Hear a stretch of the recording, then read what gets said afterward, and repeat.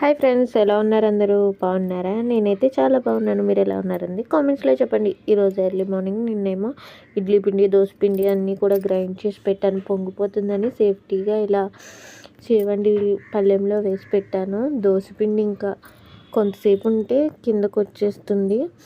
ఇలా పైకి బాగా పొంగిపోయింది. ఇదంతా కూడా ఒక డబ్బాలోకి తీసేసి ఫ్రిడ్జ్లో అయితే పెట్టేసుకుంటాను. దోసపిండి ఇలా పులవకపోతే దోశ అంత టేస్ట్ ఉండదు. అందుకనే ఆడిన నైట్ ఫ్రిడ్జ్లో పెట్టకుండా అలా ఉంచేసి మరుసటి రోజు ఫ్రిడ్జ్లో అయితే పెడతాను. ఇంకా పాలు కూడా కాచేసి ఈరోజు టిఫిన్కి అయితే ఇడ్లీ పెట్టేస్తున్నాను. ఈరోజు చట్నీ ఏం చేయట్లేదు. మామిడికాయ తురుము పచ్చడి ఉంటే అందులో పెరుగు కలిపేసుకొని వేసేసుకుంటాము. ఇలా కూడా పచ్చడి బాగుంటుంది. మీరు కూడా ఎప్పుడైనా ఇలా వేసుకొని తింటారా? మాకైతే టిఫిన్స్ చేసుకున్నప్పుడు పర్టికులర్గా చట్నీయే ఉండాలని ఏమి ఉండదు. మా వారు కూడా ఏది వేసినా కూడా తినేస్తారు. ఇంక మా వారికి టిఫిన్ ఇచ్చేసి ముందుగానే మా వారు పూజ చేసేసుకున్నారు. ఇప్పుడు నేను పూజ చేసేసుకుంటున్నాను. మా వారు తినేలోపు నా పూజ కంప్లీట్ అయిపోతే మా వారిని పిలిచి అక్షింతలు వేయించుకొని కాళ్ళకి దండం పెట్టుకుంటాను. వారాలప్పుడు అలా చేయడం సెంటిమెంట్గా ఫీల్ అవుతాను. ఆ తర్వాత తులసమ్మ దగ్గర కూడా పూజ చేసేసుకొని టీ అయితే పెట్టేశాను. టీ కాగిపోయాక వడకెట్టేసి ఇచ్చేసి మా వారైతే ఇంకా డ్యూటీకి వెళ్ళిపోతారు. నేను మా వారు వెళ్ళే వరకు కూడా అక్కడ చెట్టు ఉంది కదా, చివర బైక్ వెళ్ళేటప్పుడు కనిపిస్తుంది. అక్కడికి వెళ్ళే వరకు కూడా అక్కడే నుంచొని చూస్తాను.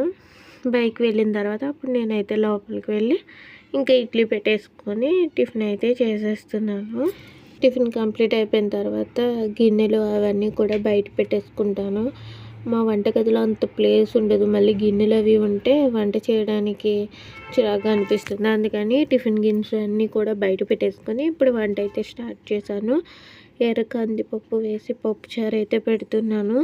నేను నార్మల్ కందిపప్పు కన్నా ఎర్ర కందిపప్పు తీసుకొచ్చాను ఈసారి. ఎందుకంటే అది తొందరగా ఉడికిపోతుంది, కాస్ట్ కూడా తక్కువగా ఉంది.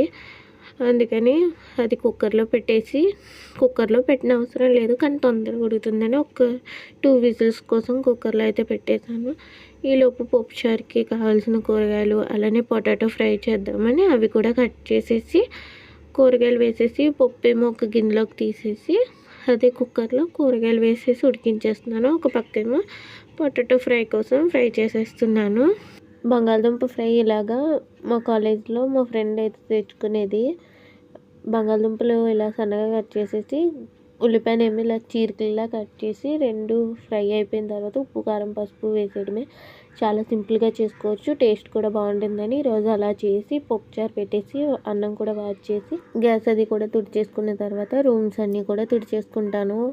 మార్నింగ్ తుడుస్తాను. మళ్ళీ వంట అయ్యాక కూడా ఎందుకో చిరాగ్గా అనిపిస్తాయి. టైల్స్లో ఎంత తుడిచినా కూడా పైకి కనిపించదు, కానీ తుడిచే కొలది దుమ్ము వస్తూనే ఉంటుంది. ఇంకా రూమ్స్ అన్నీ కూడా తుడిచేసుకొని గిన్నెలు అయితే క్లీన్ చేసేసుకుంటాను.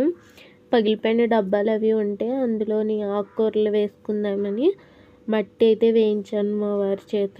ఇలాగా మా వంటగది సైడ్ ఇలా సందులా ఉంటుంది, అక్కడ పెట్టాను.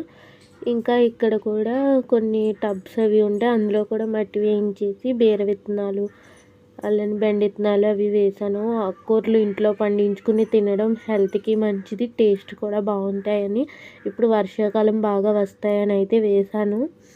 చూడాలి మొక్కలు ఎంత బాగా వస్తాయో. ఫస్ట్ టైం వేసాను. నైట్ టిఫిన్ వచ్చేసి మినపట్టు వేసేస్తున్నాను. మినపట్టు ఇలా మూత పెట్టుకుని కాల్చుకుంటే మినప్పిండి లోపల పచ్చితనం ఉండకుండా బాగా మగ్గుతుంది. ఇలా ఫ్రై అయిపోయిన తర్వాత పప్పుచారు ఒక గిన్నెలోకి వేసేసి అట్టును చిన్న ముక్కలుగా తీసేసి పప్పుచారు వేసేసి దీనిపైన చట్నీ వేసుకుని తింటే ఇంకా బాగుంటుంది. చట్నీ అయితే లేదు. ఇలా వేసేసి మా వారికి అయితే ఇచ్చేసాను. నేనేమో దోశలు వేసుకుంటున్నాను. దోశల్లో కూడా పప్పుచారు బాగుంటుంది. నాకైతే ఇలా తినడం ఇష్టము. మీకు కూడా ఇష్టమా? ఇలా ఎప్పుడైనా తిన్నారా? కామెంట్ చేయండి. వ్లాగ్ని ఇక్కడ ఎండ్ చేస్తున్నాను. నచ్చినట్లయితే లైక్ చేయండి, షేర్ చేయండి, సబ్స్క్రైబ్ చేయండి. పక్కనే ఉన్న బెల్ ఐకాన్ క్లిక్ చేయడం మాత్రం మర్చిపోకండి. Thank you for watching friends.